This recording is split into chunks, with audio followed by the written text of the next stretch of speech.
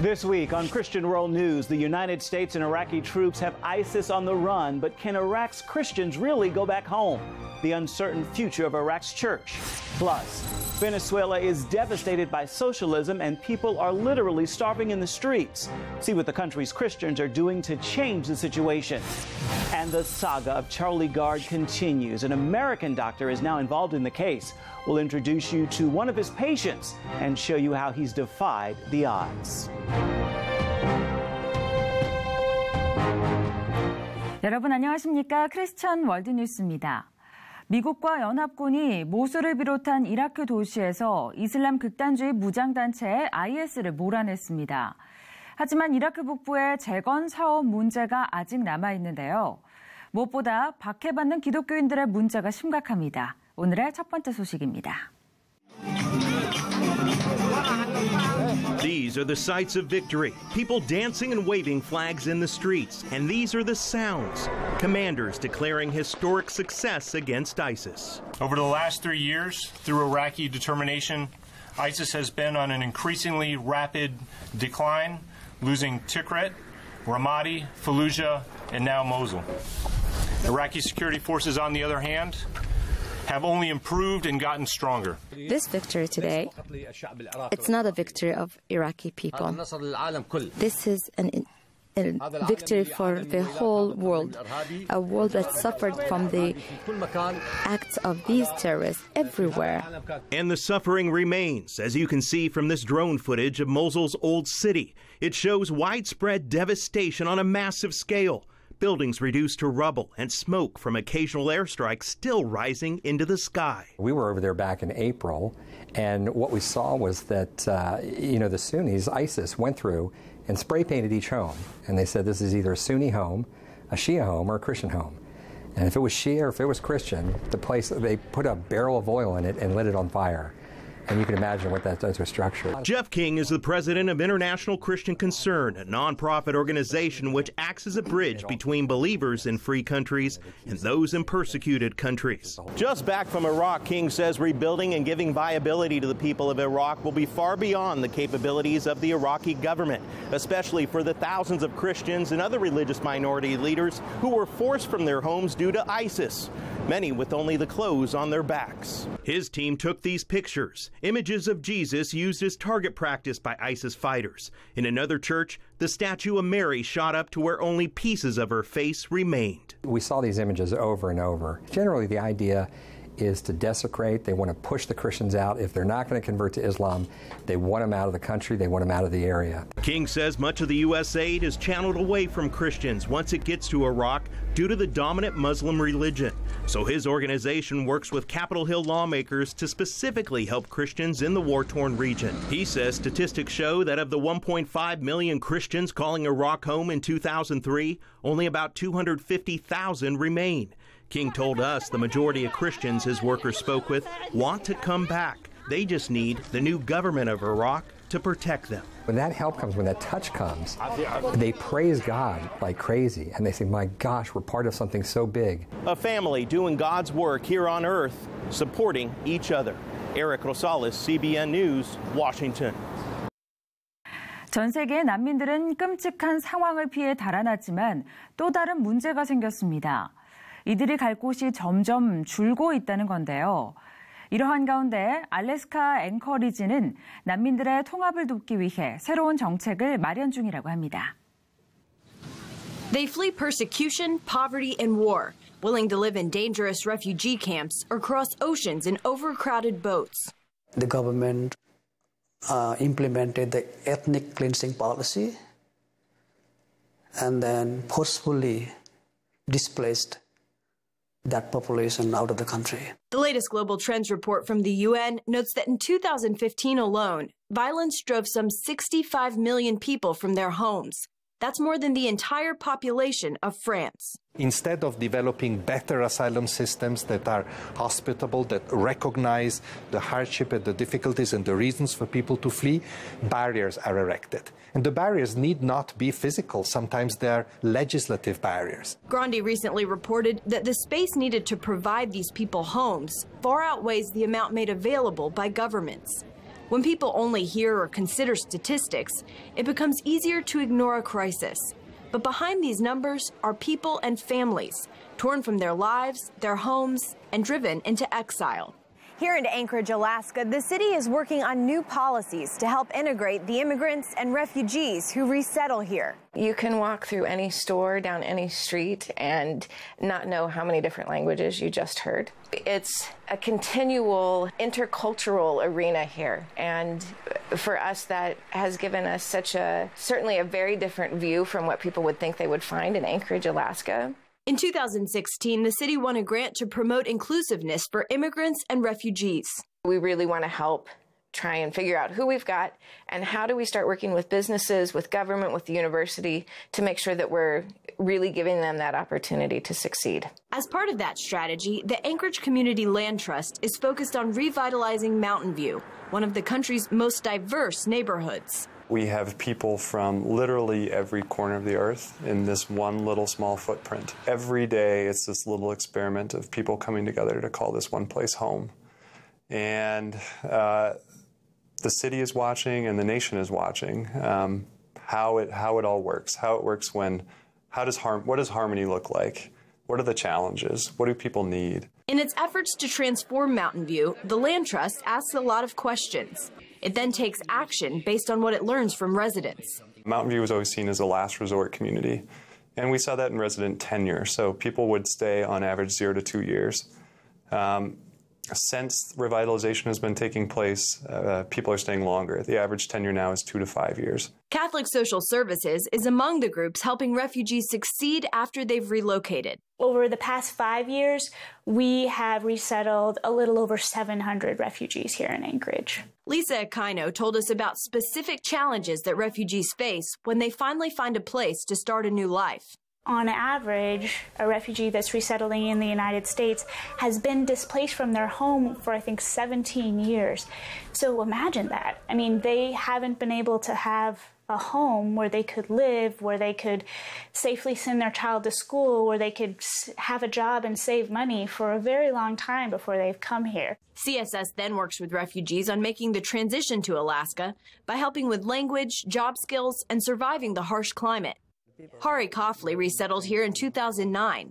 He quickly learned English and found a job, determined to be successful in his new home. Refugees work very hard. They are very dependable person. Once they get the job, they will keep the job. And they have very strong determination that I have to do something. I have to, to come up from the bottom level. Going forward, Anchorage will continue to explore what makes its city a place for people to come, stay, and succeed. Caitlin Burke, CBN News, Anchorage, Alaska. 희귀병에 걸린 아이의 치료를 위해 미국으로 갈 것을 원하는 부모와 이를 거부하는 영국 의료진의 갈등이 법적 소송으로 이어졌죠. 여러 번 관련 소식을 전해드린 바 있는데요. 찰리의 어머니인 코니 예이츠가 치료의 필요성을 알리는 관련 증거를 제출했고 이에 판단은 법원의 몫으로 넘겨졌습니다. Charlie suffers from a rare genetic disorder, and doctors in London want to remove his ventilator to end the child's suffering. Despite several setbacks in court, his parents are still fighting for Charlie. They've raised $1.7 million to pay for his travel to the U.S., where an American doctor is willing to try an experimental treatment. 찰리를 돕고자 하는 미국의 의료진들은 새로운 치료법으로 성공을 한 경험이 있는데요.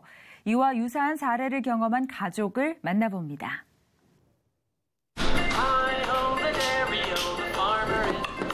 Like any 6-year-old, Arturito loves to play with toys and watch videos. Simple activities doctors once thought he'd never enjoy. What do we have here? Arturito was born happy and healthy, but shortly after his first birthday, his parents noticed something was wrong. We had no idea of the storm that was heading our way. He started sweating a lot. It took him longer to eat, and he couldn't hold his head up straight.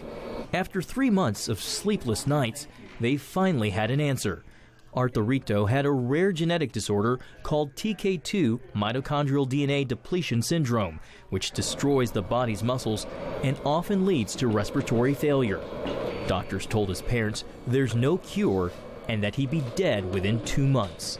You know, doctor, thank you, because if it wasn't for you, we wouldn't know what was wrong with our son. But I could guarantee you that we're not taking our baby home to die. Good to see you. Are you the big star today? Through experimental treatment, Arturito has defied the odds. He can't walk or talk and requires round-the-clock care. You okay? Still, his parents believe the progress he's made is worth every heartache they've endured. None of that matters. What matters is our son is alive, he's happy, and he's the joy of our lives. While the Estopanons say their heart and joy is right here in Baltimore with their little son Arturito, their thoughts and prayers are more than 3,500 miles away in London, England, where the life and fate of little Charlie Gard is in question. I still can't get my head around why we're not allowed to take our boy for treatment that he so desperately needs. But let me tell you that if there was a plan that my son can be saved, and anyone, I don't care if it was a judge, I don't care if it was a doctor, I don't care if it was an attorney, if they were blocking my child from being saved, heaven and earth and everything in between will be moved. Art and his wife Olga have been reaching out to Charlie's parents, offering prayers and advice, and even put him in touch with Arturito's doctor, who's meeting with Charlie's medical specialist this week in London to discuss possible treatment. Art is grateful for the support for Charlie's family and especially credits the president for weighing in. So he was supposed to be extubated on a Monday, and President Trump tweeted on a Sunday, and then everything changed. So President Trump saved Charlie Gard's life. Art says with the continued treatment of experimental gene therapy, he believes his son will eventually be cured and wants the same opportunity for Charlie and his family. My son is getting stronger. He's a happy and determined little guy. When I look at him, I feel like I have won the lotto, that I am the luckiest dad around, because we thought that he was leaving us. 이와 관련해 취재 기자 연결해 좀 더 자세한 이야기 들어보겠습니다. Where do things stand now for little Charlie Gard? Well, early next week, the court will have its final hearing to determine what happens to Charlie. A judge will hear from Charlie's specialists as well as the American doctor.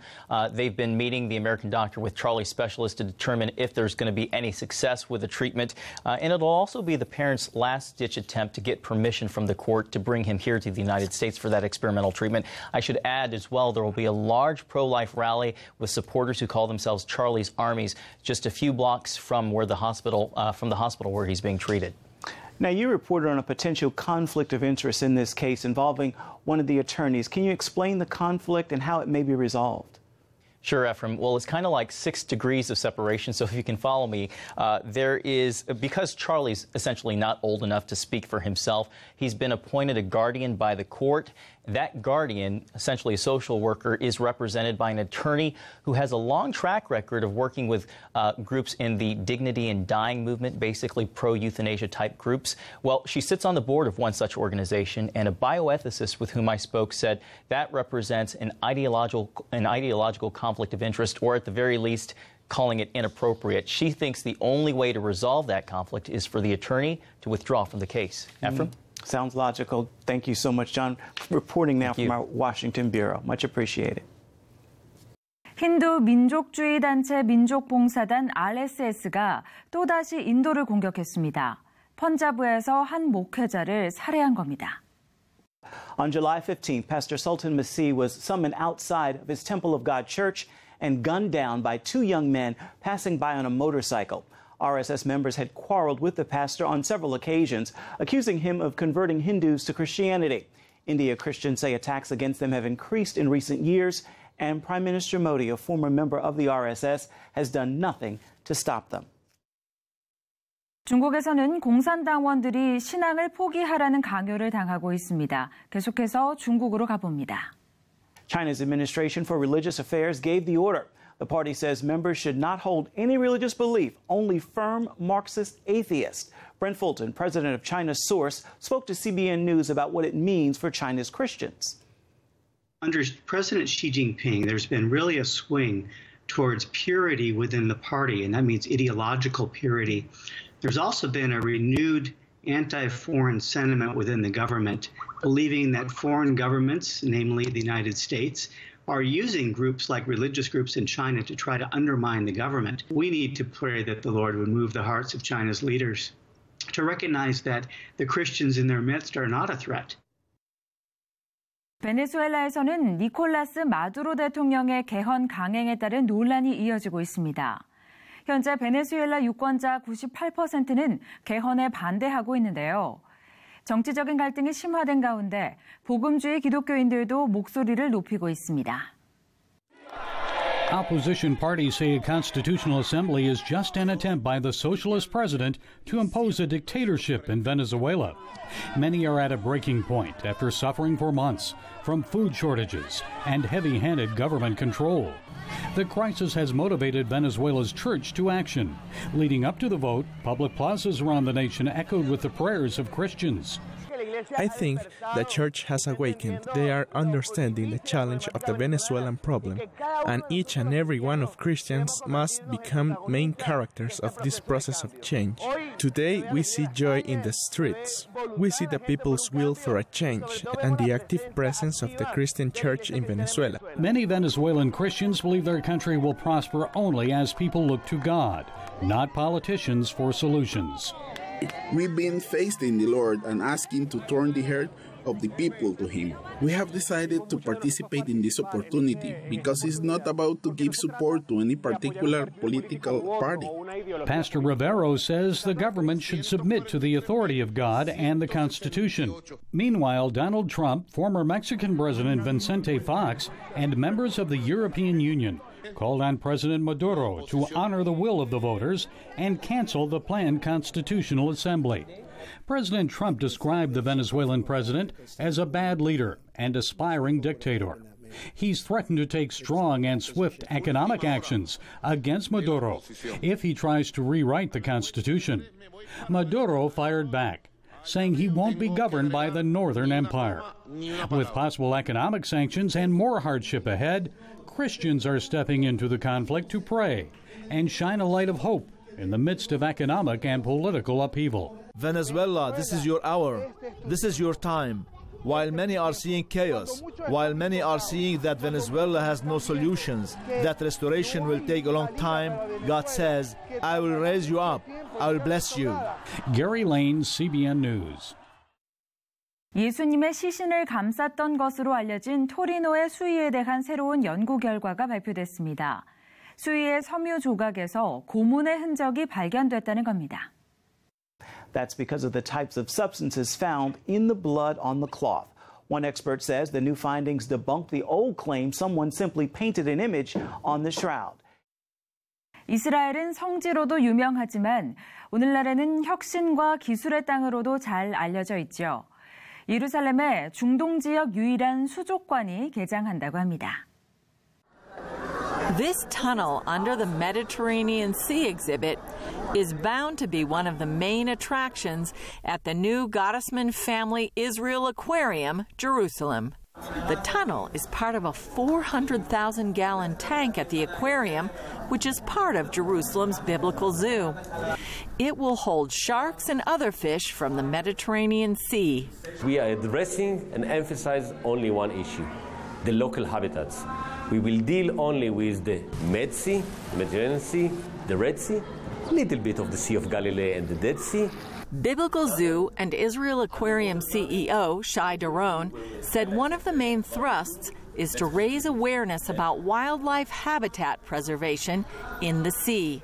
Not only to look what the sea can give us to us, fishing, desalination, gas drilling, oil, transportation, security.